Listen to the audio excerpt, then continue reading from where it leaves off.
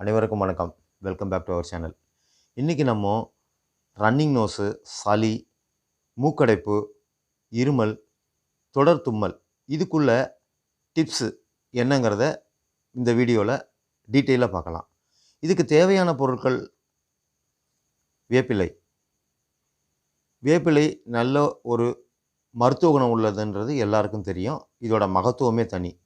இது என்னன்னு பார்த்தீங்கன்னா, இது சளிக்கும் ஆஸ்துமாக்கும் ஒரு நல்ல மருந்து. அடுத்து எடுத்துட்டிங்கன்னா தும்பை.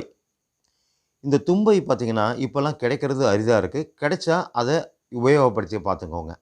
இது என்னென்னா, இதில் சளி, இருமல், மூக்கடைப்பு, தலைவலி, ஜுரம் இது எல்லாத்தையும் கட்டுப்படுத்தும். அடுத்ததாக நம்ம பார்க்க போகிறது நொச்சி. நொச்சி இலை ஒரு மகத்தான மூலிகை. இது சைனஸை கட்டுப்படுத்தும். இதை காய வச்சு தலகாணி செஞ்சு படுக்கும் பொழுது சைனஸ், தூக்கமின்மை இது ரெண்டுத்தையும் குணப்படுத்தும். அடுத்ததாக நம்ம பார்க்க போகிறது துளசி.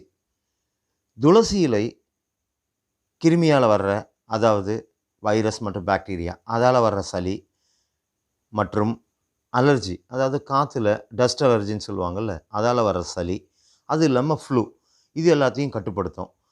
அடுத்தது பார்த்திங்கன்னா கல்லுப்பு. கல்லுப்போட முக்கியத்துவம் என்னென்னா, தொண்டையில் இருக்கிற சளியை கரைக்கும், அதோடு இல்லாமல் இருமலை கட்டுப்படுத்தும். அதுக்காக தான் நம்ம கல்லுப்பு சேர்த்துக்கிறோம்.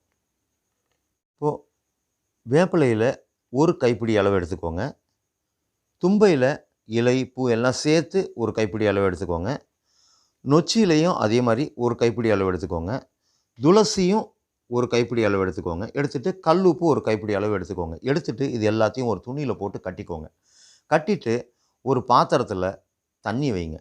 தண்ணி வச்சு நல்லா கொதிக்கட்டும். கொதித்த உடனே இந்த கட்டி இருக்க மூட்டையை தண்ணி உள்ளே போடுங்க. போட்டுட்டு ஆவி பிடிங்க.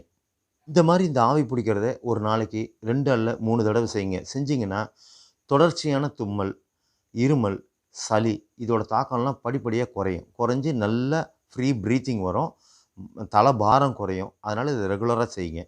ஆவி பிடிச்ச உடனே ஒரு அரை மணி நேரத்துக்கு முகம் அலம்புறதோ, குளிக்கிறதோ, தூங்குறதோ கூடாது. மென்மேலும் இந்த மாதிரி பல டிப்ஸ்களை பார்க்குறதுக்கு நம்ம சேனலை சப்ஸ்கிரைப் பண்ணுங்கள், பெல் பட்டன் அழுத்துங்க.